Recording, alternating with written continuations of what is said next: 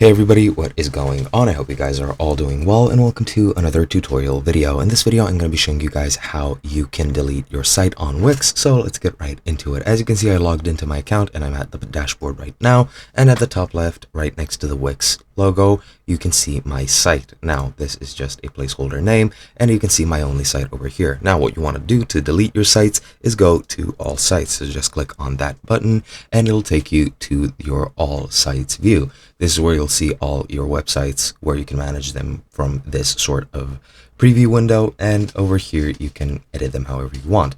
Now you can select an edit site if you want, or you can go to the three dots right over here and you get this extended menu. Here at the very bottom you have move to trash and you can very easily just click that, and as you can see, sites will be kept in trash for 90 days, after which they will be permanently deleted.